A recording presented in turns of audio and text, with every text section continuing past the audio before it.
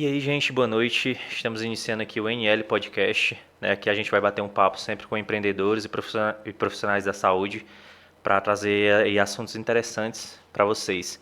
E o primeiro episódio, tive o prazer aqui de convidar o meu amigo Felipe, que é profissional de educação física.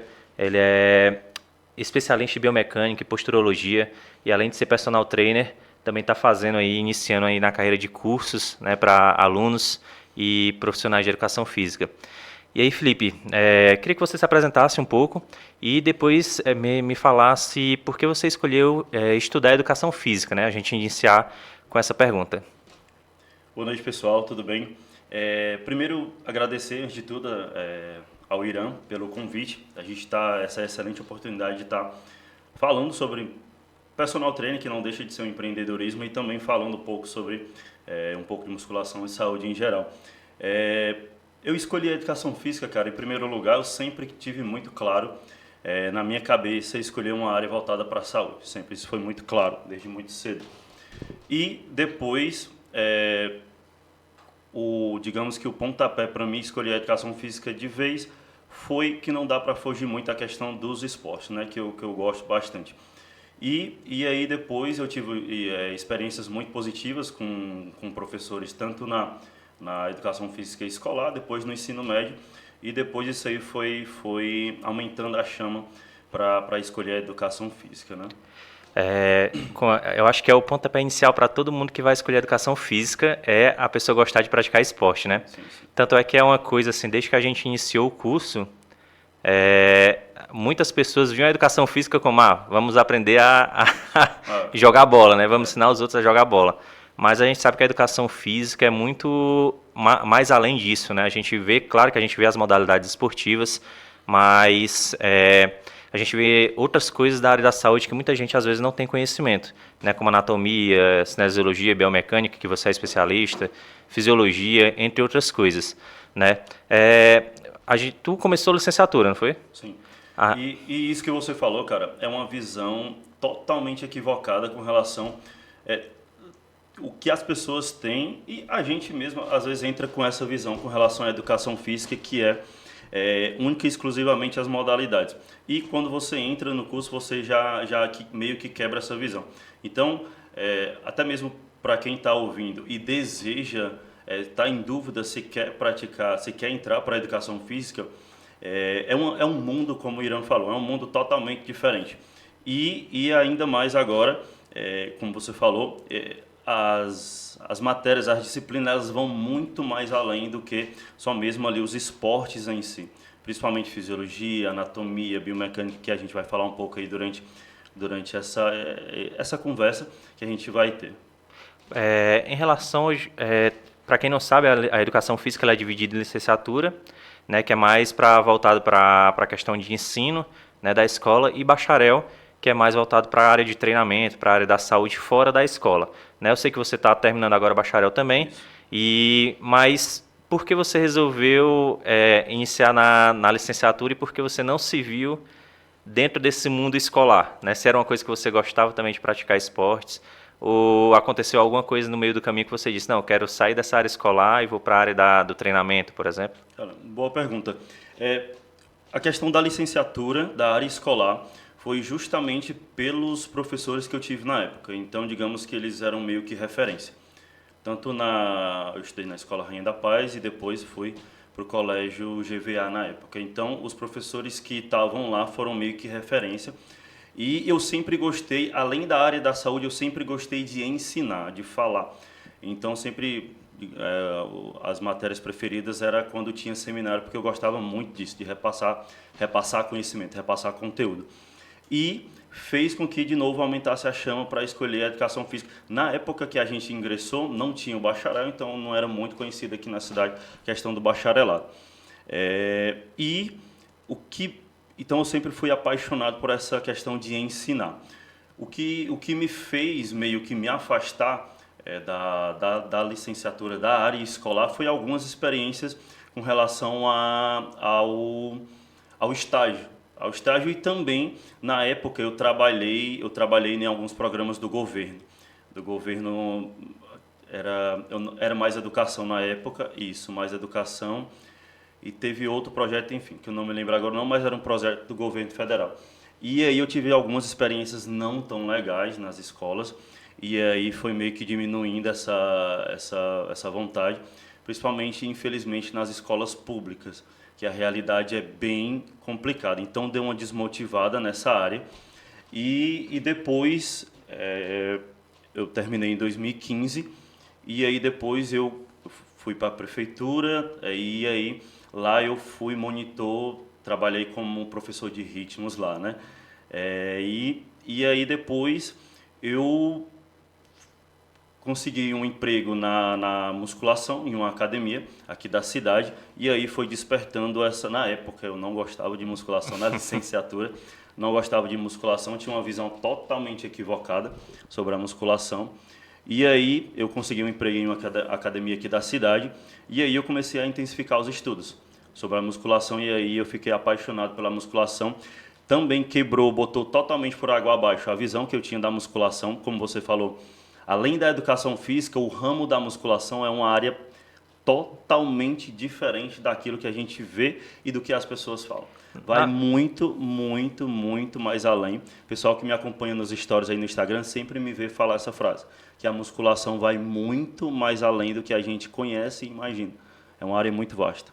É demais. Tanto é porque o treinamento de força, né, a musculação, ela tem muitos paradigmas que os próprios profissionais precisam Exatamente. quebrar, né? Sim. Tem muitas histórias que é só levantar peso lá, qualquer um sabe prescrever um treino, não sabe realmente toda a ciência por trás do treinamento, Isso. né? Mas vamos falar um pouco ainda da faculdade. Hoje tu é um cara que eu vejo assim, acompanho teu trabalho há um tempo já. Tu é um cara que entende bastante de cinesiologia e biomecânica, né? E isso é uma das cadeiras que a gente vê também durante a faculdade, tanto na licenciatura como no bacharel. Mas na época da licenciatura, tu já tinha achado interessante essa questão de estudar a questão da cinesiologia e biomecânica do corpo humano, ou foi algo que foi construindo depois que tu começou a trabalhar na academia? Cara, a biomecânica, ela é assim, uma matéria fascinante. Fascinante. Então, assim, agora, como o nosso curso é voltado para a licenciatura, tendo o conhecimento que eu tenho hoje sobre biomecânica, eu vejo, talvez, por ser voltado para a licenciatura, talvez a gente não veja aquilo que a biomecânica é 100%. Infelizmente, eu não sei se pela grade de currículo, não sei, enfim. Mas tendo o conhecimento que eu tenho hoje de biomecânica, lendo diversas literaturas, talvez daria para a gente ter se aprofundado bem mais, bem mais. Então, na licenciatura não despertou não despertou essa vontade de seguir se especializando em biomecânica, querendo aprender mais, querendo aprender sobre o movimento humano, sobre a biomecânica em si. Foi mesmo depois que eu tive um emprego em uma academia aqui da cidade, e aí que eu comecei a intensificar os estudos. E aí foi que despertou mais e aí o conhecimento sobre a biomecânica, né? A gente vê durante a graduação, né, como tem, aí é uma opinião minha também, né, como tem algumas cadeiras que a gente vê, é um pouco desnecessário, Sim. né, a gente ter, vou dar um exemplo, nada contra as modalidades, mas daria pra gente, por exemplo, não sei se você vai concordar com essa minha opinião, mas pegar todas as modalidades e ter uma disciplina de esportes coletivos e não separar cada modalidade na sua disciplina, né? E aí a gente aprofundar bem mais outros conhecimentos como fisiologia, cinesiologia, treinamento esportivo.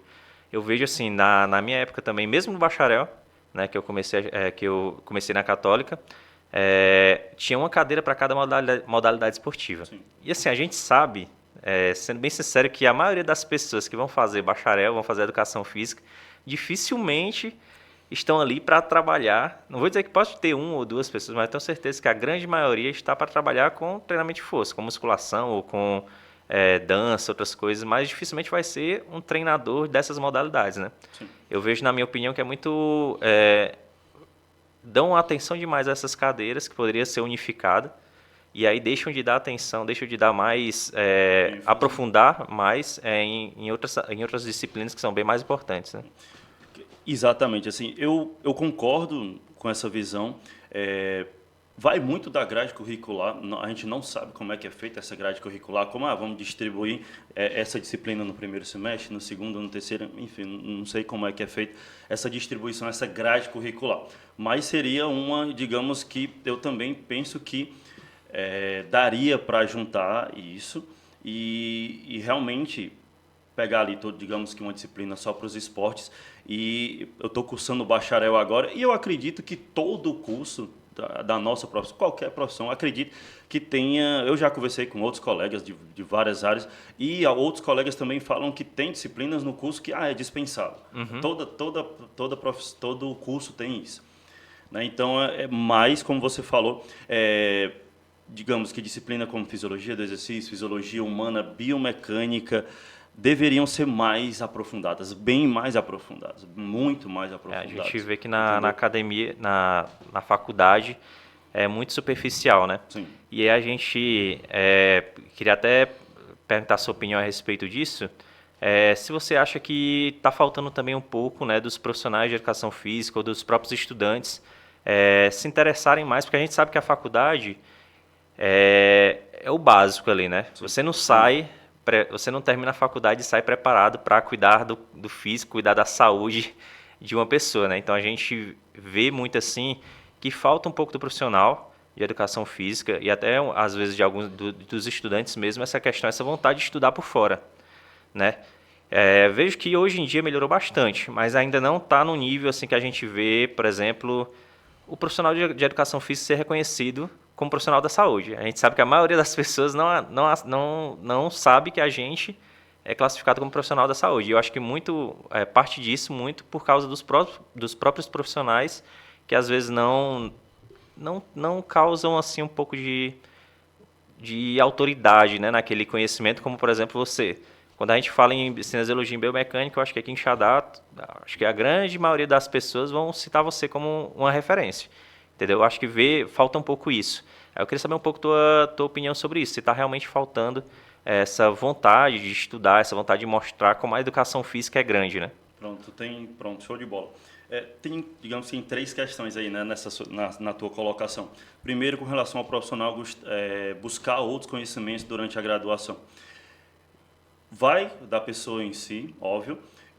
Também vai do curso despertar isso no acadêmico.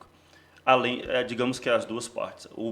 A pessoa tem que ter aquele desejo de estar buscando mais e o curso também tem que dar ferramentas para que o profissional ele não pare ali. Como você falou, e de novo, eu já conversei com outros colegas, pessoas mesmas que eu treino de outras áreas se você for e achar que você vai sair da graduação preparado, você está completamente enganado. Completamente enganado. Então, assim, a faculdade ela é o norte. Ó, você vai por aqui. Esse aqui é o caminho para você seguir. Aí depois você vai ter que investir em outros materiais. Livros, cursos, enfim.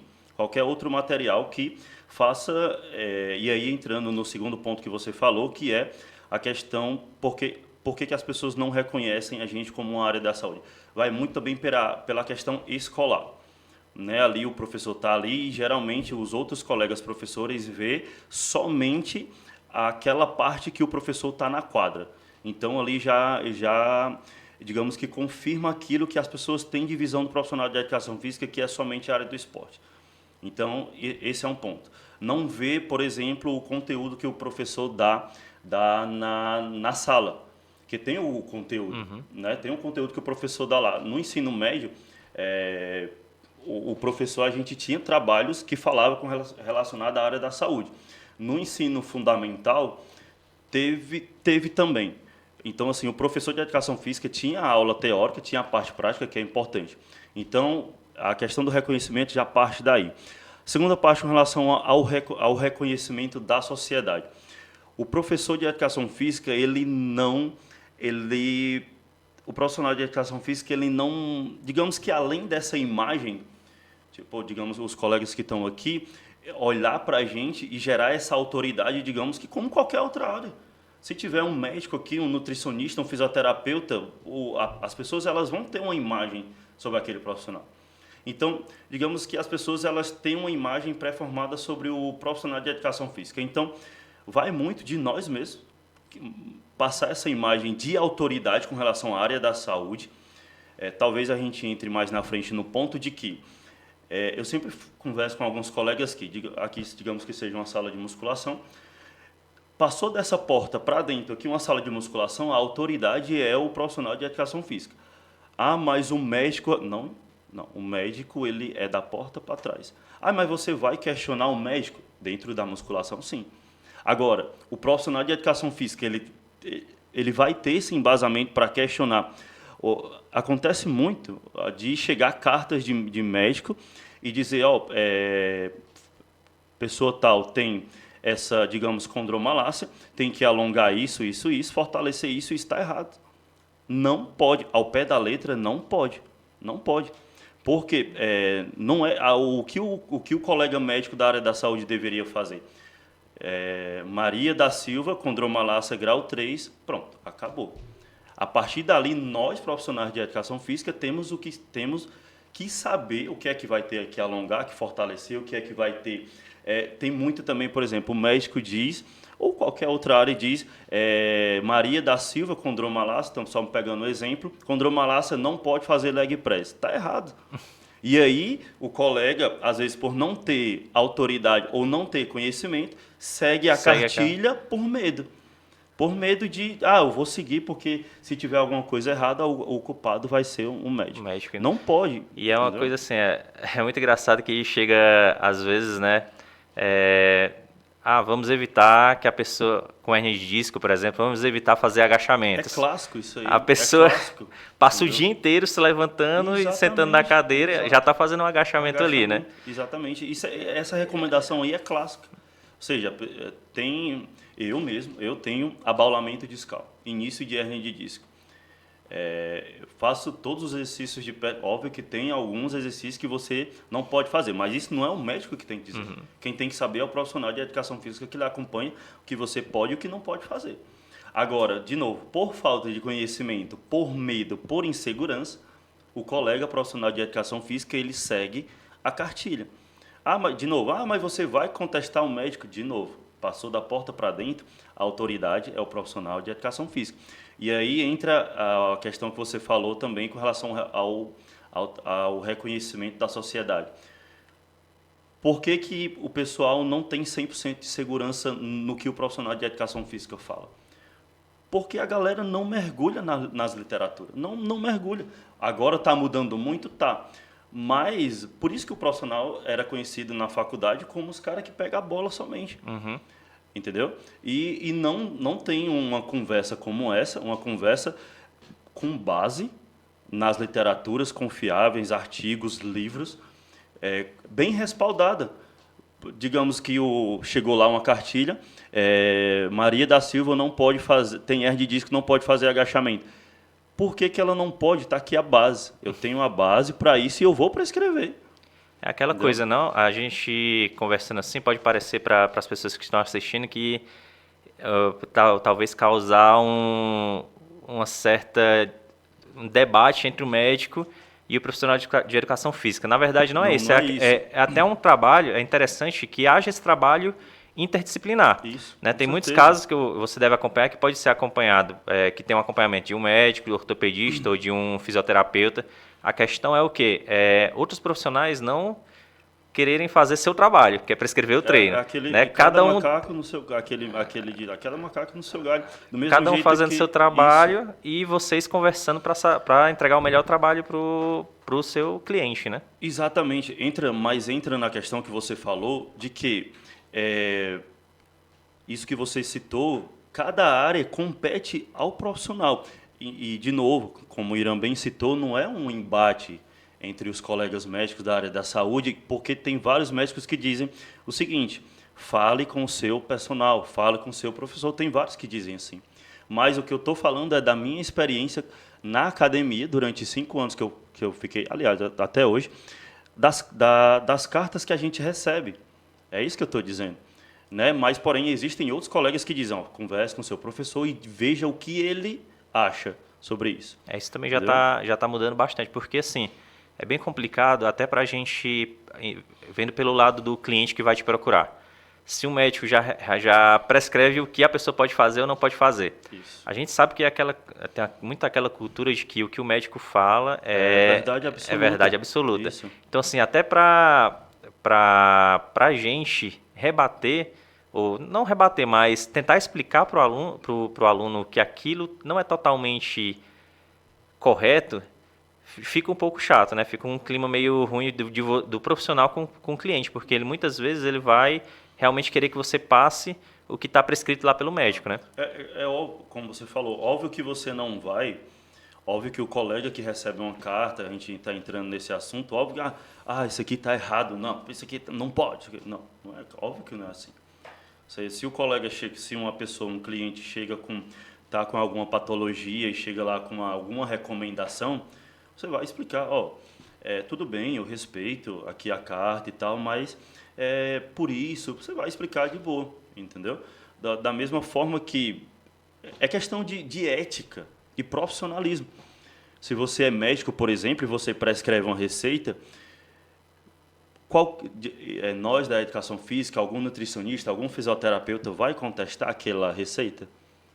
Não vai. Além de não ter autoridade para isso, é antiético, é antiprofissional. Você quer, né? Claro, você pode, que nem você falou, você pode sugerir, né, até mesmo essa semana eu falei com uma cliente que nós profissionais de educação física e os nutricionistas deveriam ter um trabalho interdisciplinar. Por exemplo, se eu sou responsável de passar o treino dele e ele é acompanhado, ele é meu cliente e o nutricionista dele, né? Então eu deveria ter um contato com o nutricionista dele. Para quê? Para que aquela dieta ou o meu treino esteja alinhado o máximo possível.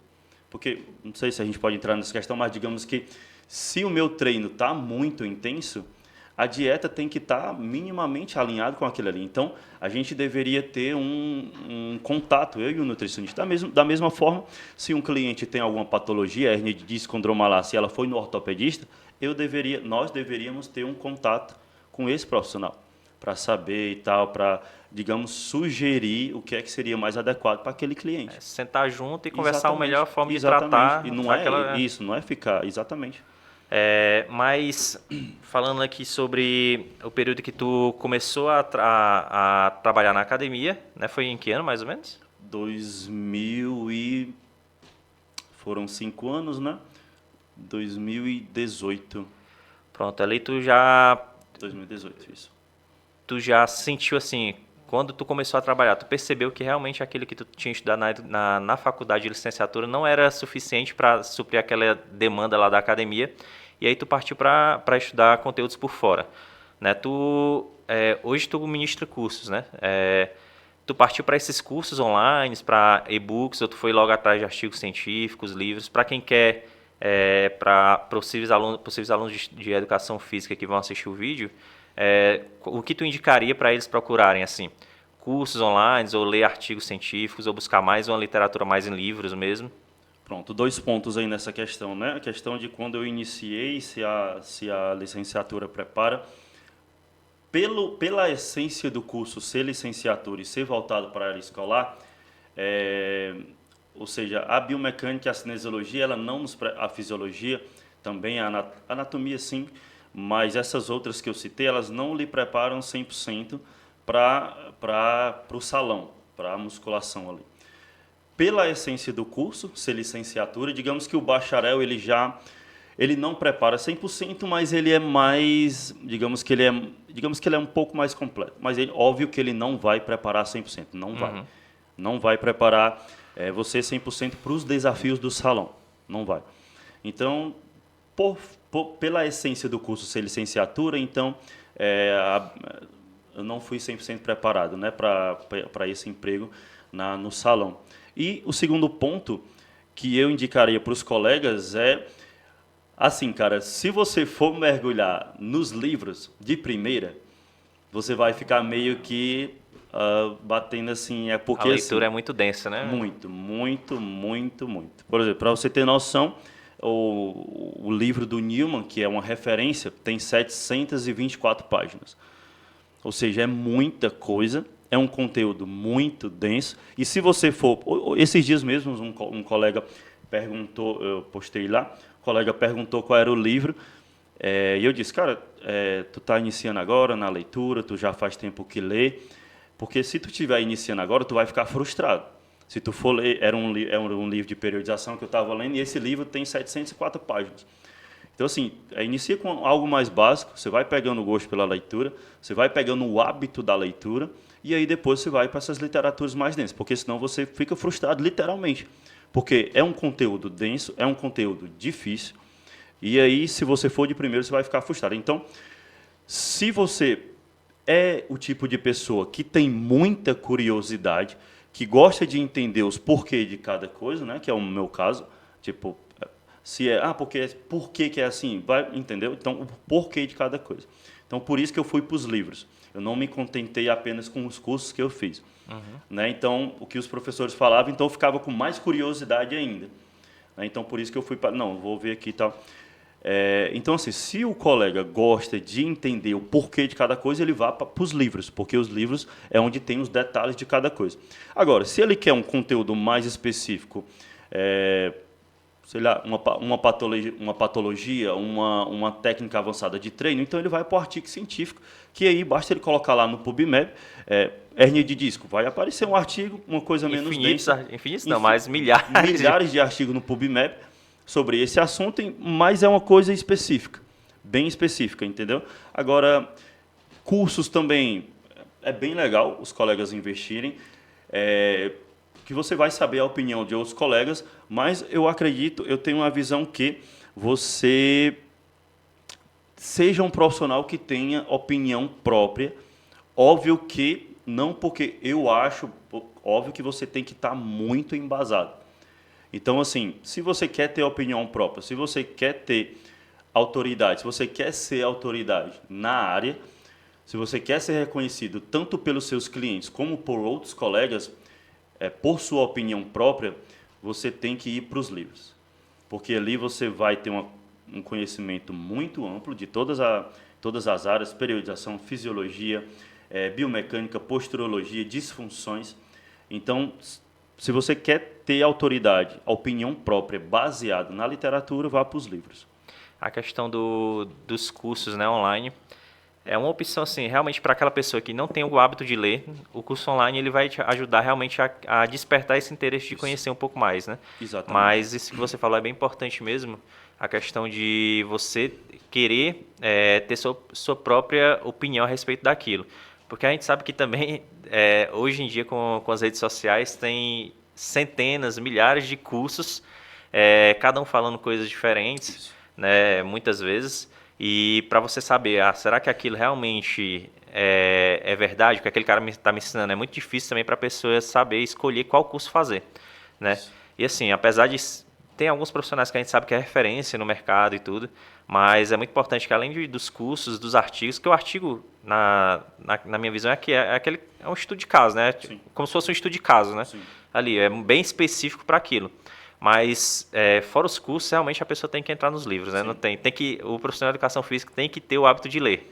Isso. Né? Se você realmente quer, por isso que a gente iniciou logo nas primeiras falas, que você falou, tanto a educação física e mais específico a musculação, por exemplo, se a pessoa, às vezes as pessoas perguntam, corrida, eu digo, cara, eu não entendo nada de corrida, nada da biomecânica da corrida. Para você ter noção, os livros de biomecânica e cinesiologia que eu já li, todos eles trazem, principalmente os últimos capítulos, eles falam, tem um capítulo específico só sobre a corrida, só sobre a caminhada. Então é muita coisa. E existem literaturas exclusivas só sobre a corrida, só sobre a natação, só sobre a dança. Eu estou atendendo um cliente agora que ele tem um objetivo do ciclismo, eu tive que comprar uma literatura específica de periodização para esse tipo de cliente. Ou seja, um livro específico só para esse tipo de modalidade. Porque muita gente pensa assim, entrando naquela questão de qualquer um pode prescrever um treino, né? Mas cada indivíduo, a gente sabe, né? Aquele princípio básico ali da individualidade biológica. E aí cada indivíduo tem pode responder ou não aquele determinado treino. E ainda mais assim, atletas, né? A gente sabe que o atleta a gente vê muito assim, na rede social, alguém criticando um determinado exercício, sem entender que por trás daquele exercício ele tem um atleta. Então, por exemplo, aquele exercício, para quem está fazendo musculação, por si só, a gente vê assim, invenção ali, mais para, estou dando um exemplo assim, powerlifting, que a gente sabe, ou então profissionais de queda de braço, que tenham exercícios específicos para aquilo. Muitas vezes a gente não vai ter o conhecimento daquilo, né? E aí entra a questão de realmente você buscar esse conhecimento de outras formas, porque a gente, por exemplo, hoje você é especialista em cinesiologia e biomecânica, na musculação. Exatamente. Em outras modalidades esportivas, se chegar alguém para você atender, você vai ter que estudar por fora. Exatamente. Que é um conteúdo muito amplo, né? Muito, exatamente. Como você falou, a educação física ela é um mundo muito amplo e se você pegar cada modalidade, é um mundo mais amplo ainda. Como eu disse, a musculação ela é muito ampla. Se você pegar essas 5 modalidades, fisiologia, anatomia, periodização, biomecânica, posturologia, disfunções musculares, que a gente precisa ter o conhecimento, então, velho, é muita coisa. Então, isso se a gente for dividir isso em cada modalidade esportiva. Isso, exatamente. Você imagina, essas 6 que eu falei dentro da musculação, aí você passa para as outras áreas. Entendeu? Porque, então assim, é muita coisa. A gente sabe que a musculação, querendo ou não, treinamento de força, tem aquele cara que é da corrida e diz, eu não gosto de treinar musculação, porque vai talvez com o receio de perder rendimento na corrida, né? Do ciclismo, não gosto de musculação, natação não gosto, mas a musculação é a base de todas as modalidades esportivas, né?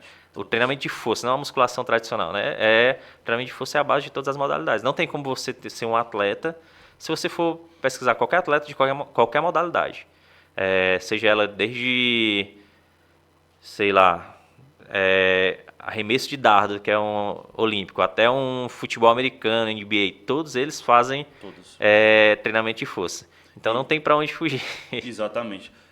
A musculação, como você falou, ela é a base de todos. Óbvio que se você pega um cliente que tem um objetivo de corrida, ciclismo, natação, como você citou, lançamento de dardos, a periodização para esse público vai ser diferente. E isso, como eu disse, o que eu falo aqui não é o que eu acho, é baseado nas literaturas e nas grandes referências. Por exemplo, isso quem fala é Fleck e Kramer.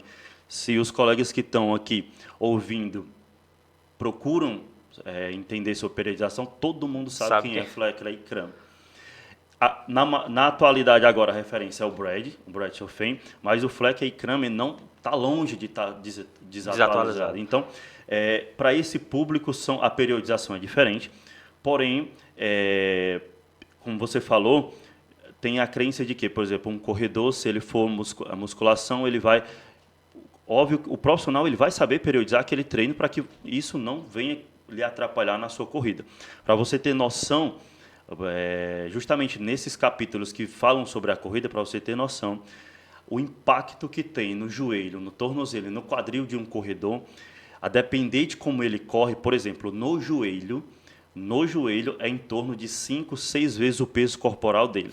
Durante uma corrida, a depender de como ele corre. É muita coisa. Se você quer, de novo, voltando, se você é do tipo de pessoa que, eu quero saber se essa informação é verdade, procure qualquer artigo de ortopedia, vá nos livros de biomecânica, nas principais referências e procure essa informação. Nos corredores, a depender de como ele corre, no tornozelo, ali é em torno de... Tem autores, por exemplo, o Newman diz que é 10 vezes o peso corporal, já o Joseph Ramil diz que é 3 vezes o peso corporal, a depender de como ele corre. No joelho, em torno de 8 vezes o peso corporal e no quadril, 5 a 6 vezes o corporal. Então, é muita coisa. É muita coisa. E aí entra a questão da física. Quando o corredor está ali correndo, ele está agredindo, entre aspas, o chão.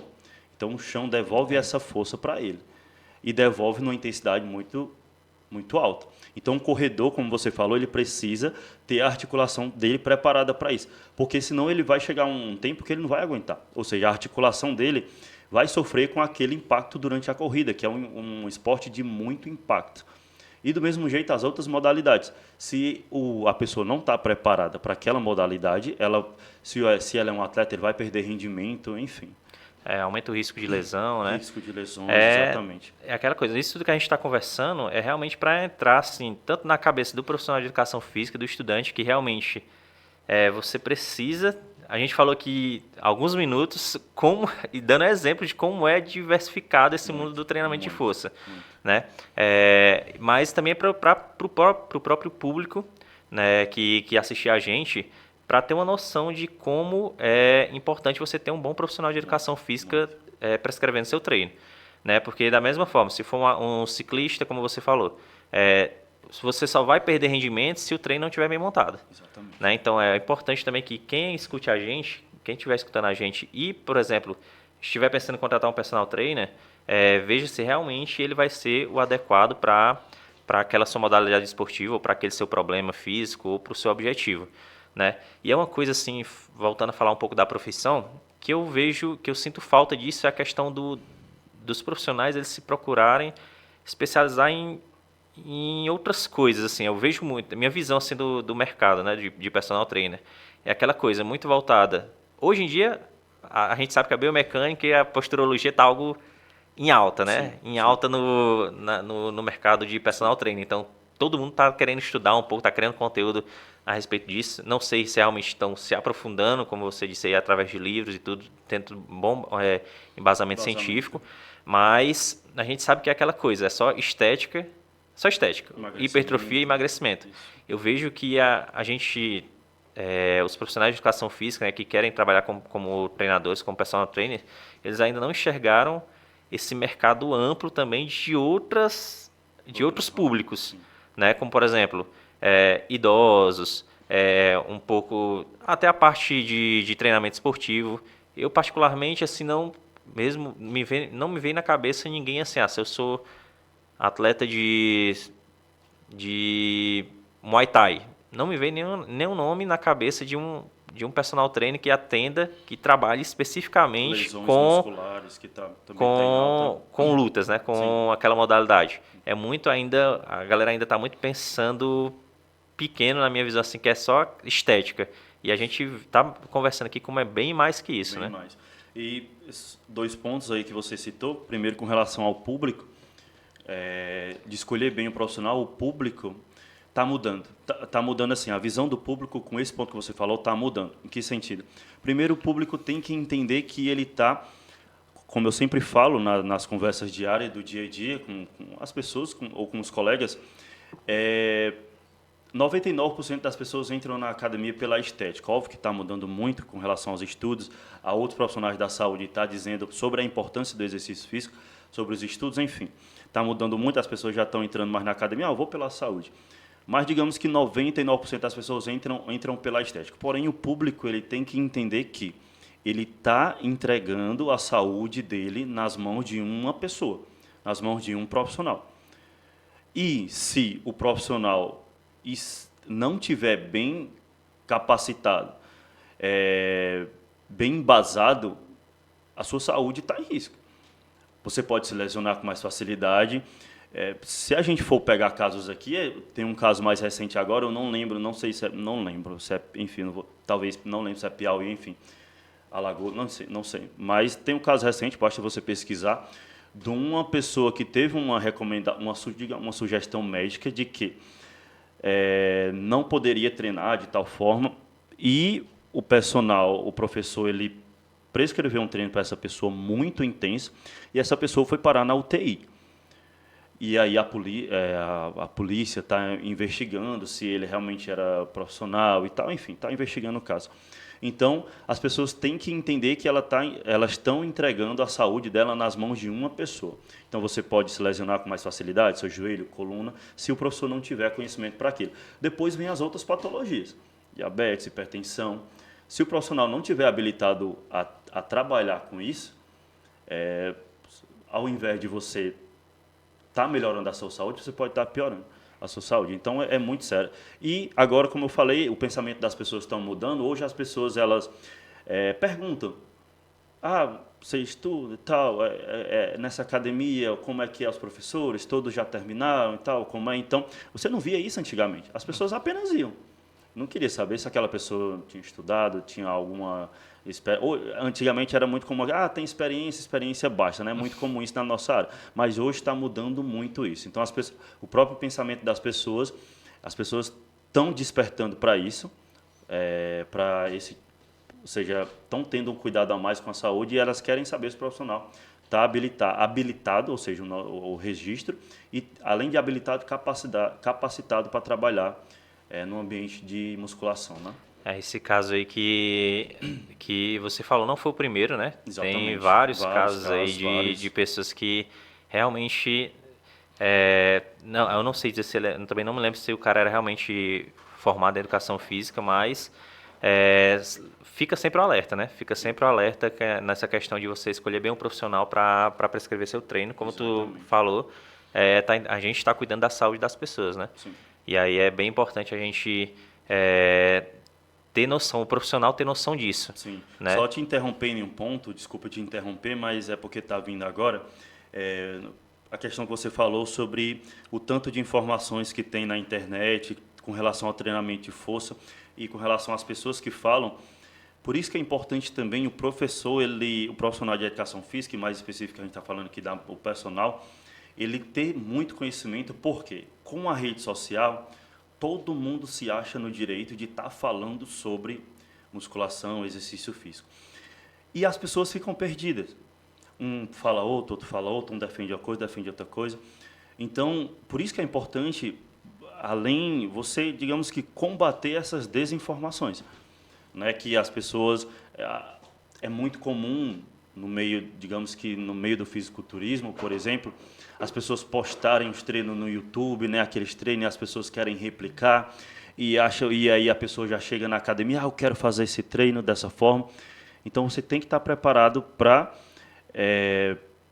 ir de encontro a isso.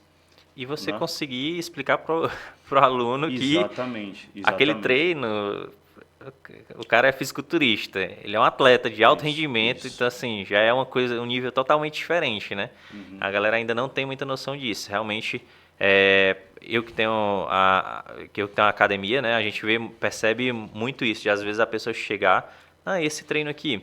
E os professores também têm que ter a noção de explicar para ele, esse treino aqui não dá certo você fazer por isso, por aquilo, né? Porque realmente a rede social ela vem muito forte. E até uma coisa assim, além do profissional de educação física, ele, como é que posso dizer? Ele refutar algumas informações que não sejam verdades, ele também ter a noção de que ele precisa comunicar informações boas, né? Ele precisa usar essa rede social para espalhar essa informação, até porque hoje em dia não tem como, acho que nenhuma profissão ficar sem utilizar o seu Instagram, a sua rede social como uma ferramenta de venda, né? Então, ele tem que estar ali postando conteúdos relevantes para a galera conhecer ele e talvez adquirir um produto ou contratar como personal trainer. Mas aí tu falou aí do fisiculturismo, né? A gente até estava conversando aqui em off daquele caso do leg, do stiff no leg press, né? Que ficou no mundo fitness, né? Foi bem... repercutiu bastante. Exatamente. Aí eu queria até para a galera saber, assim, se aquele vídeo, eu acho que quem curte musculação deve ter visto esse vídeo, né? Não tem... Foi duas pessoas bem famosas fazendo. Com certeza.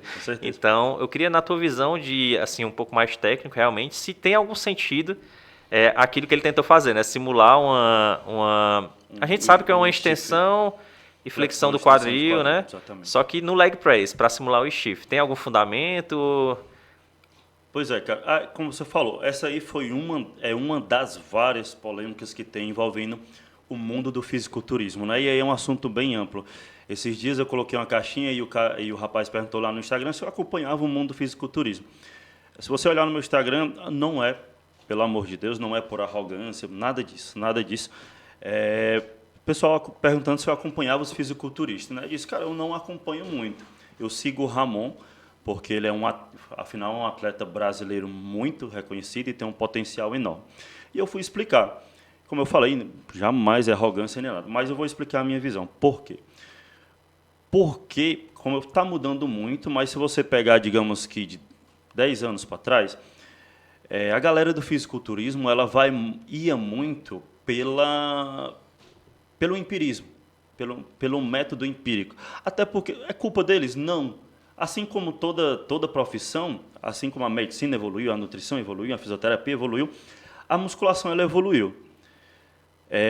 Então, assim, na época eles não tinham o conhecimento que a gente tem hoje, né? E então, assim, muita coisa, eles iam mesmo pelo método empírico, pela questão de sentir, iam colocando variações que para eles na época funcionavam, e eles não tinham conhecimento de que aquelas variações para eles na época era errado.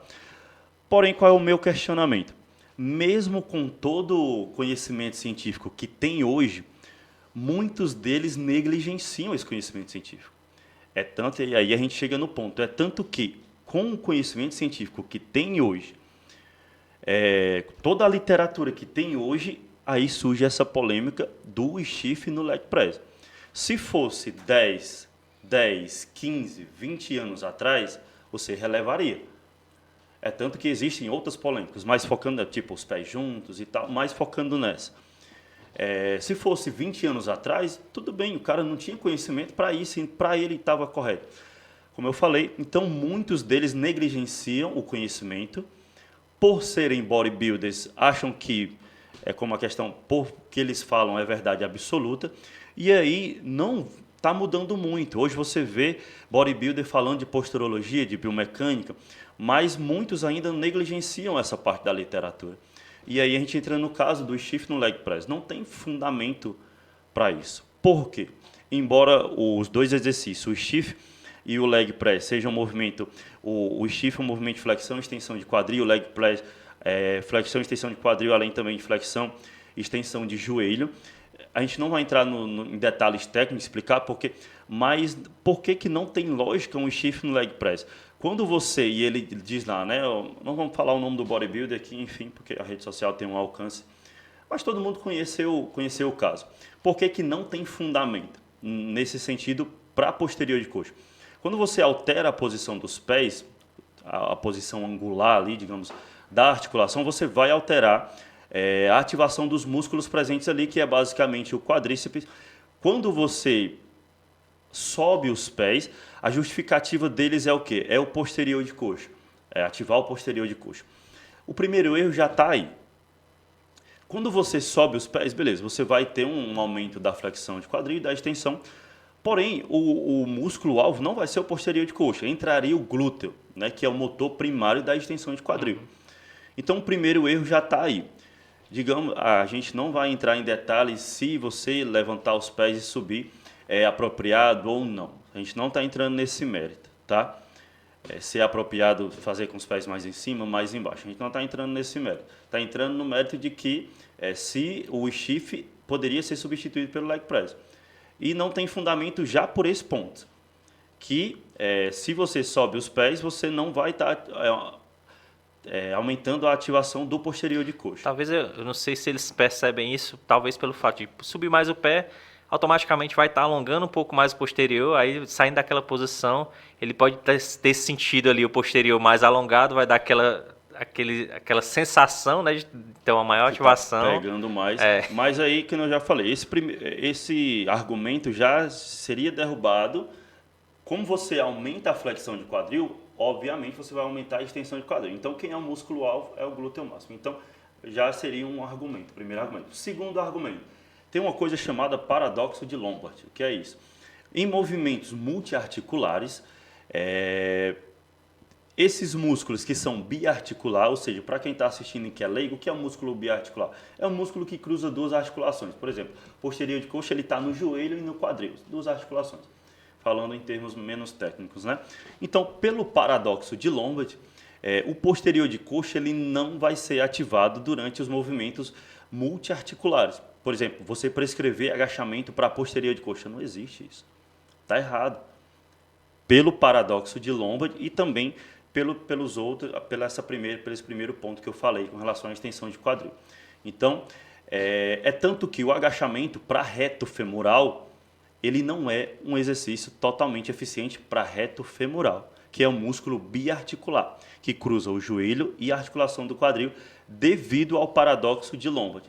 Não vamos entrar em detalhes técnicos aqui, porque não precisa explicar 100% o que é o paradoxo de Lombo, mas existe esse paradoxo que ele fala de músculos que cruzam duas articulações. Então, pelo primeiro ponto que eu citei, o motor primário, seu glúteo, não tem sentido você ativar o posterior de coxa no leg press. E o segundo ponto, o paradoxo de Lombard, que faz com que o posterior de coxa também, principalmente a parte proximal, não seja ativado no leg press.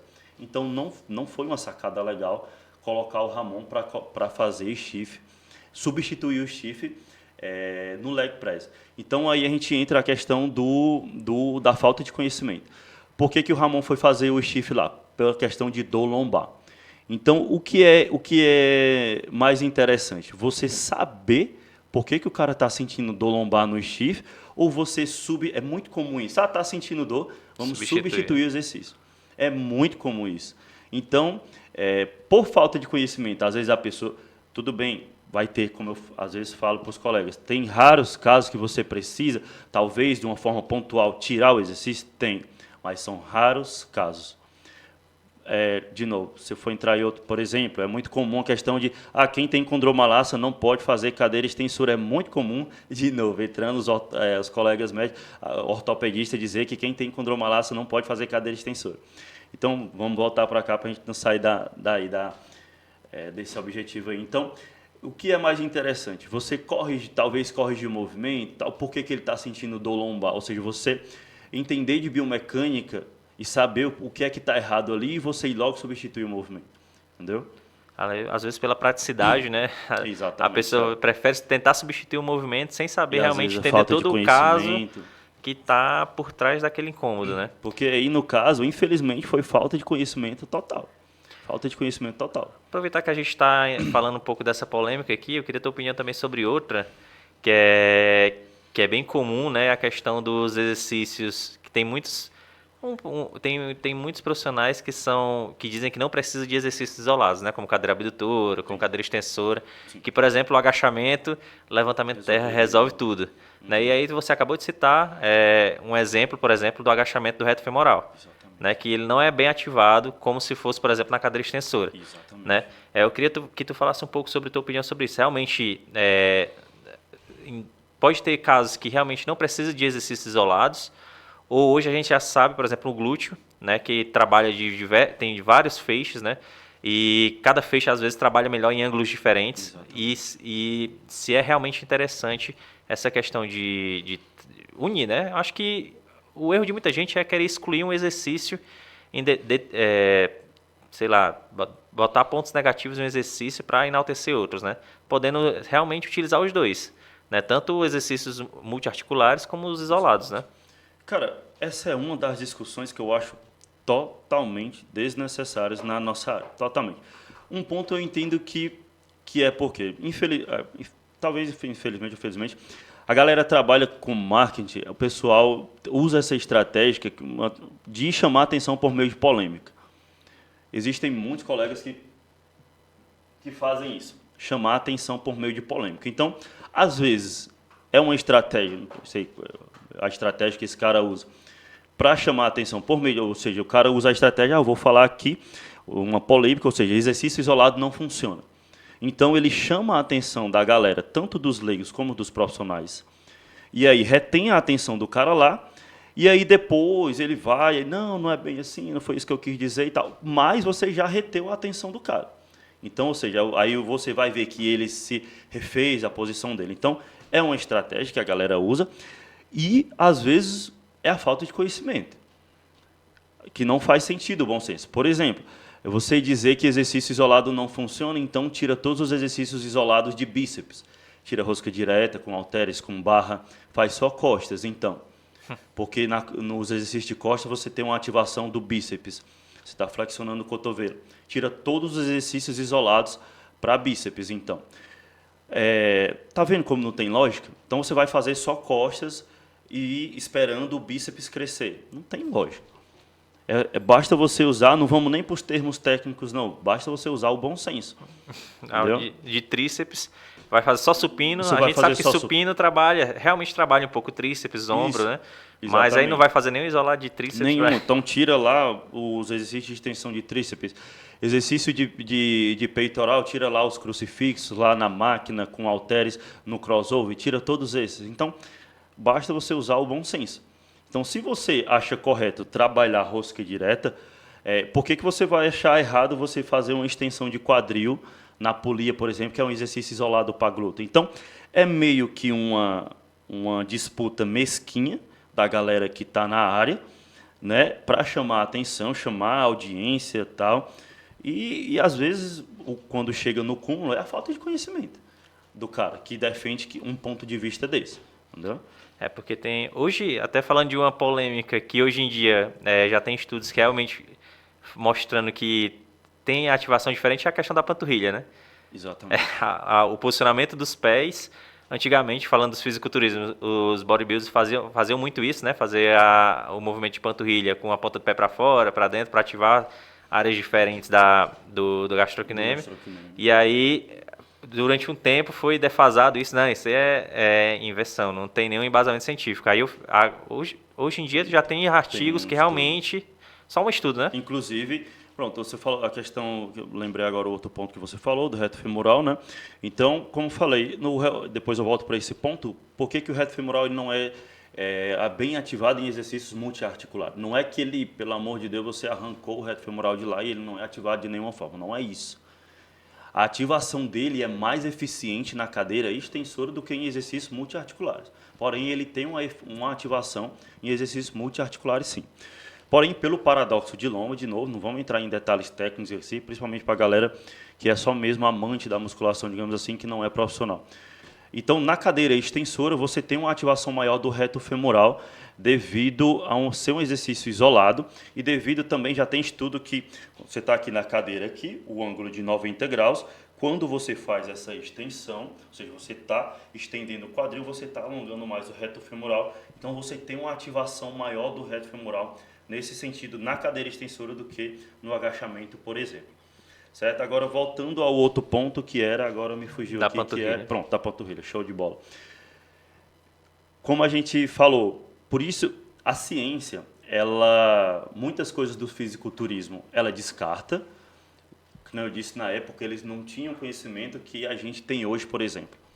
Porém, algumas coisas a ciência, os estudos descartam, né, que, por exemplo, variação com os pés juntos e tal, outras que eles inventaram.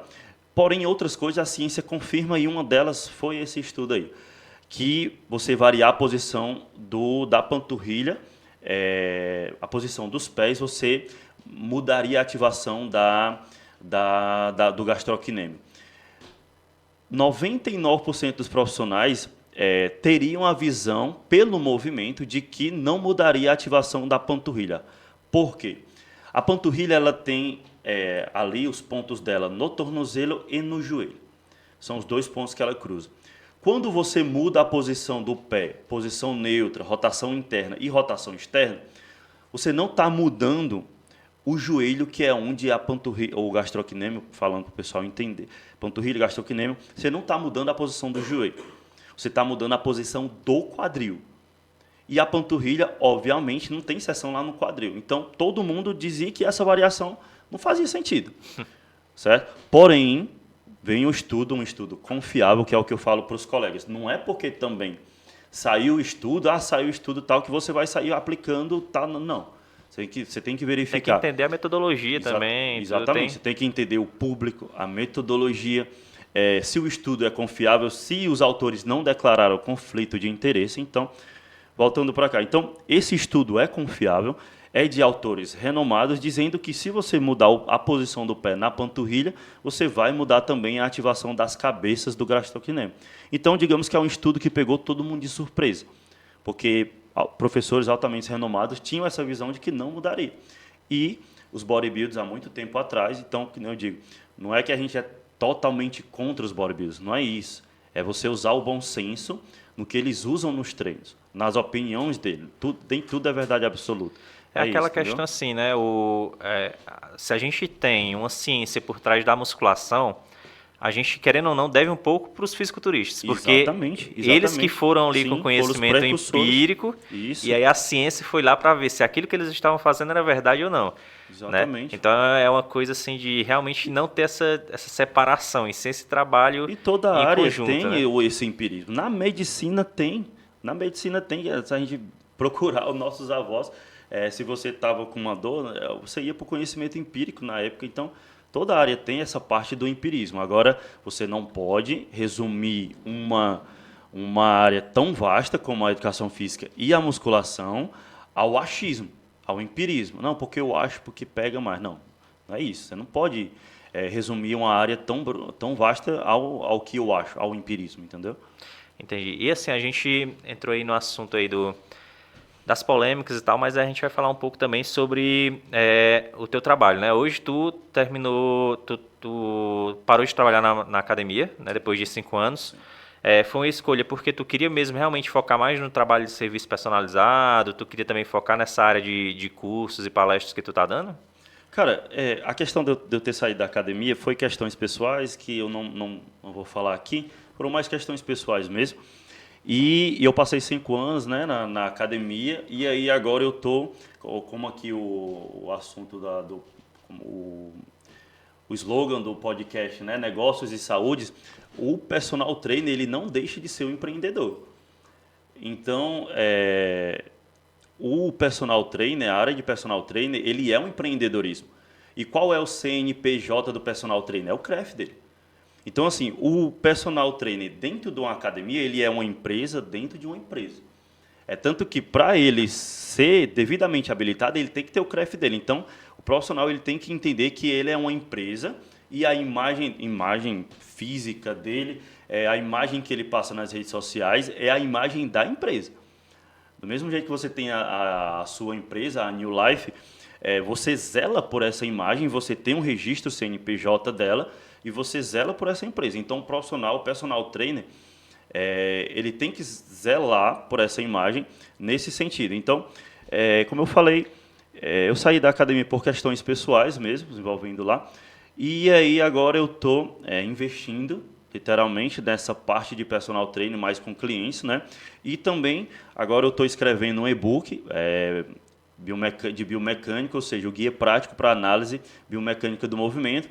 Estou na fase final desse e-book, que é para professores de educação física. Eu tenho uma consultoria online, que também é outro ramo que vem crescendo bastante. E também agora na parte de cursos para colegas, né? Inclusive fui lá na academia na New Life, então já dei cursos em outras academias também. Está em curso outra turma desse tema, posturologia e biomecânica. Então, estou nessa parte, né, de personal trainer, escrever e-book, que são produtos online e cursos para colegas, né? A questão que você falou realmente é muito importante, né? O profissional de educação física, o personal trainer em si, ele se enxergar como uma empresa, né? Exatamente. Muita gente às vezes esquece disso, né? Talvez o ideal seria assim, tu falou, o teu CNPJ é o CREF, né? Na verdade, algumas normas aí pode ser que o profissional de educação física, o personal trainer, ele tenha que realmente abrir um CNPJ, né? Às vezes é interessante, tem que analisar aí, não vou adentrar muito nisso, mas pela questão de, não sei se tu ficou sabendo que está em curso aí uma votação para gastos com academia e personal trainer ser dedutível do imposto de renda, né? E aí se um cliente chegar para um personal trainer e pedir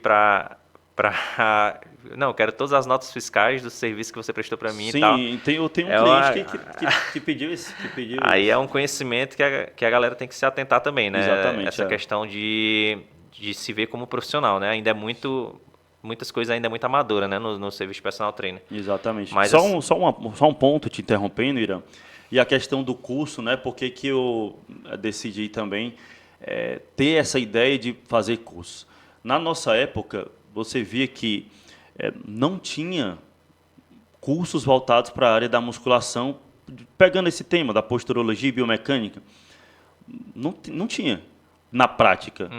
era só mesmo a disciplina, pronto, acabou ali, você não via colegas e regiões vizinhas ofertando cursos desse tipo. Então, por isso também que o professor ele não sai 100% preparado, porque não tem ofertas fora do ambiente acadêmico. Não tinha na nossa época, recentemente agora não tem, por isso que eu também resolvi dar esse pontapé. Por quê? Porque para os colegas que estão agora, inclusive, estudando, para que tenham e não passem pelas mesmas dificuldades que a gente passou. Ou seja, eu tive que mergulhar muito fundo na literatura. Então, o curso, para as pessoas que, como você falou lá no início, para as pessoas que não têm muito hábito da leitura, que não têm muita paciência de estar ali porque tem que virar hábito, senão, velho, você ficar ali passando, não entende, volta, então tem que virar um hábito, senão você não pega. E tem uns assuntos que você fica, caramba, velho. Tem algumas coisas, então assim, muito densa e técnica. Então assim, o curso para os colegas que gostam de ser mais objetivos e tal, então para que não passem as dificuldades que a gente passou. Por isso também que eu decidi ter essa ideia de começar a ministrar curso e tal. Até mesmo agora a gente está com uma parceria, estou com uma parceria com o Instituto.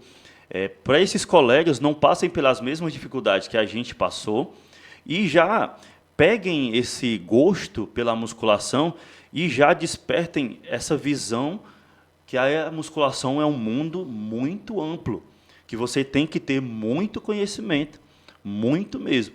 Então, assim, os colegas que decidirem fazer os cursos, decidirem comprar outros materiais, vão estar bem preparados para atuarem nas academias, entendeu?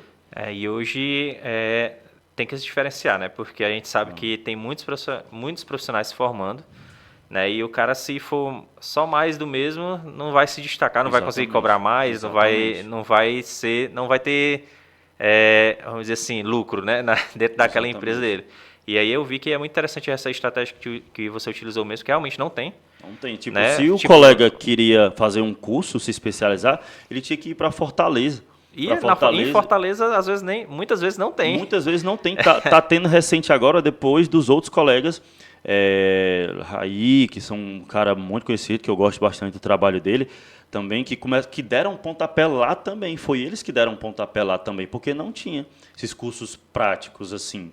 Entendeu? Então, ou você tinha que ir em Fortaleza, ou em outros, entendeu? Não tem nas regiões vizinhas, não tem. Se você procurar regiões vizinhas, Xeramobim, Banabuiú, curso voltado para a área prática de posturologia, biomecânica, cinesiologia, aplicada na prática, disfunções, que está bem comum, disfunções voltado para a área da musculação, além da estética. Não tem, cara, não tem, entendeu?